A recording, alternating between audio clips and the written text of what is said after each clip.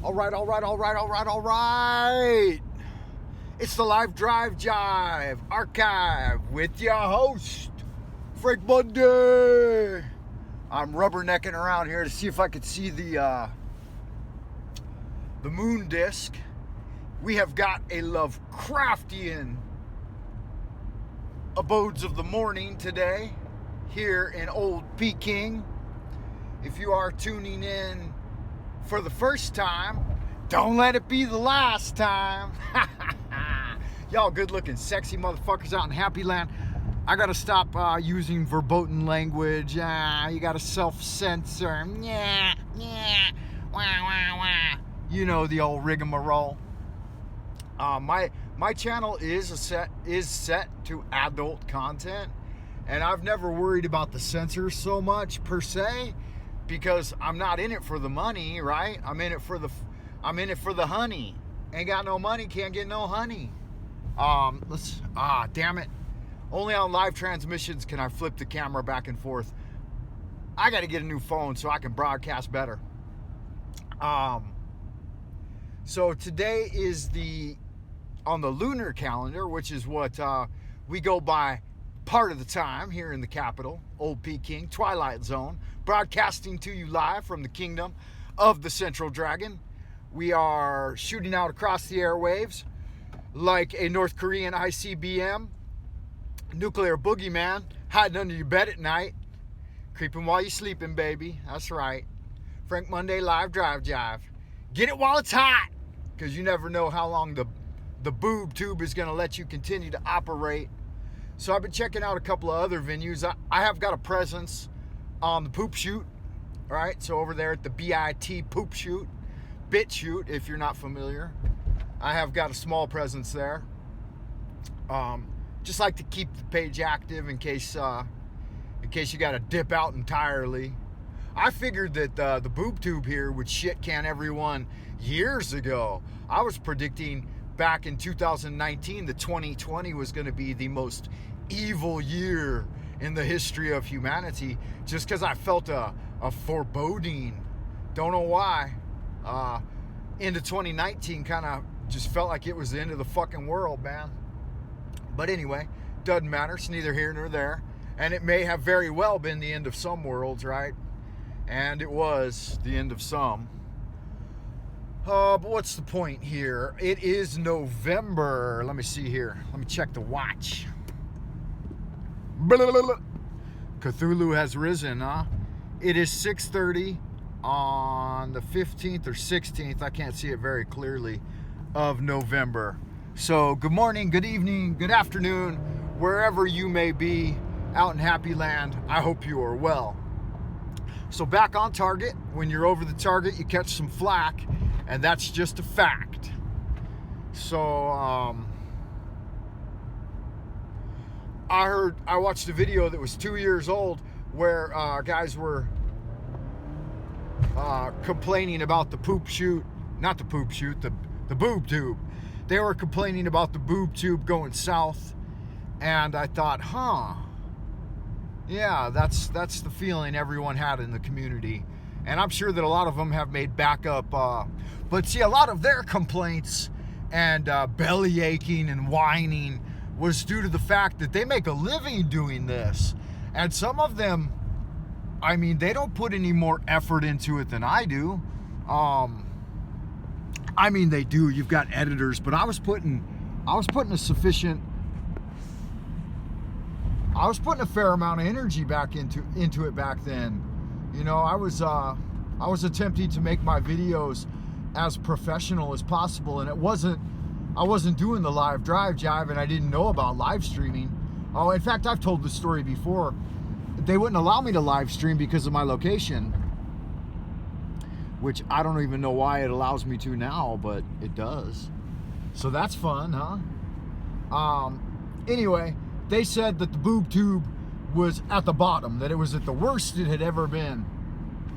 And I thought, you haven't seen the future, my friend, whereas I have. And believe me, it gets worse. My original thought was that, let's get a little sip of coffee first. my original thought is that they would purge all user-created content and switch over to entirely corporate. Now, I argue back and forth with Sticks Hexen Hammer a little bit, not in person, but telepathically, because I think he's got his head up his ass on a lot of things, but I still like to watch him, and I disagree with a lot of his opinions, but he's an occult man like myself, and he figured out the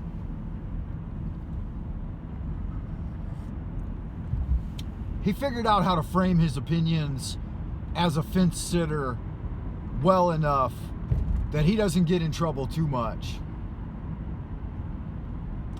Somebody just flashed me like I got any options up ahead with some dude dragging ass. It's China, baby. People like dragons, you know? So dragging ass is just routine par for the course.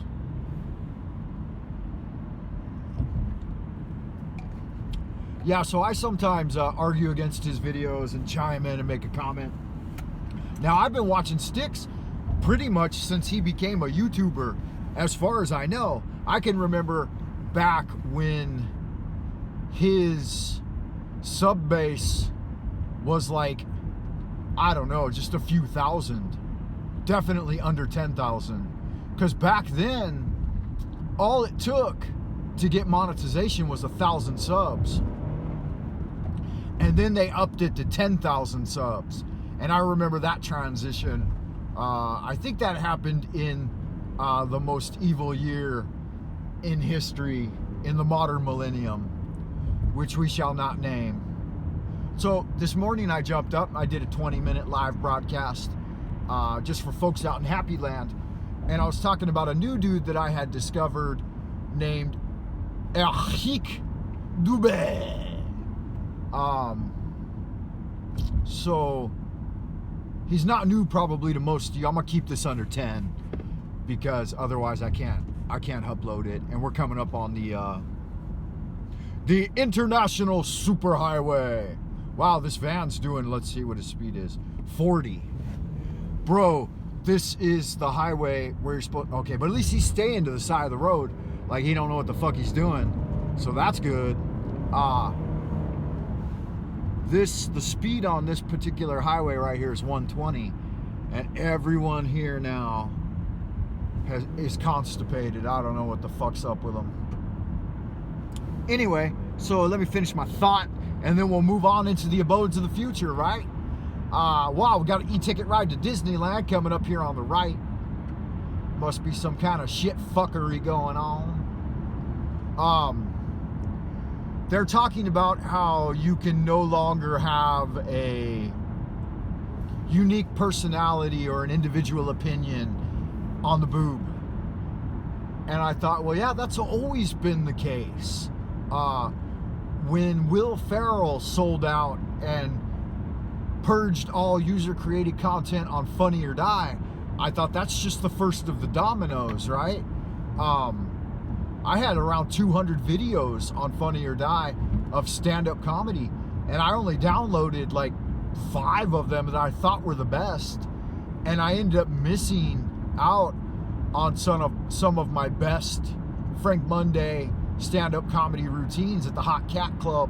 And there were a couple of professional venues that we performed in. Like, we did the Cary Hotel, and we did, we did a bunch of fucking pro.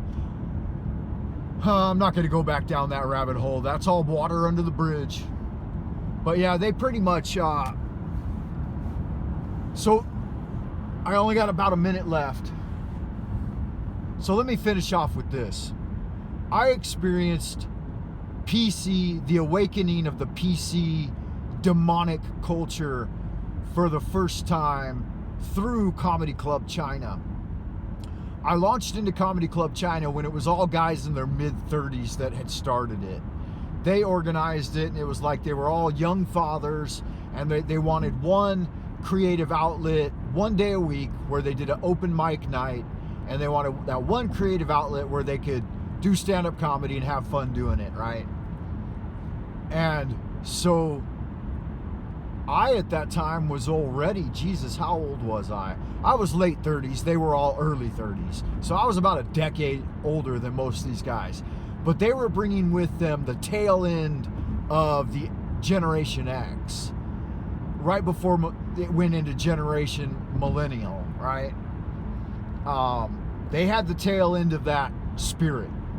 And I was right at the apex of it, you know, the acme of Gen Xers. And so I went in, you know, pulling no punches and thought, damn, this is good fun, you know. But stand-up comedy is a lot of work, like refining material, getting it right, and it gets super boring super fast because you got to put so much effort into it, and there's so little reward, so little incentive. ROI is what a friend of mine, an accountant, told me. He's like, Frank, there ain't no return on investment in any of this bullshit. Don't think there is. And so a lot of these guys went full-fledged into doing various things, and especially on the boob, and they thought that it was going to be a lifestyle, whereas I'm a motherfucker that's been working 80 hours, 60 to 80 hours a week in a full-time salaried job, you know, and I knew that it's just fun and games, you know, it's not meant to be taken too seriously. So the fact that my channel has stagnated at around 200 subs, I mean, that's fine and dandy, whatever, you know. That's the way the boob tube works, and it's the way all systems will work in the future. So here's my main point.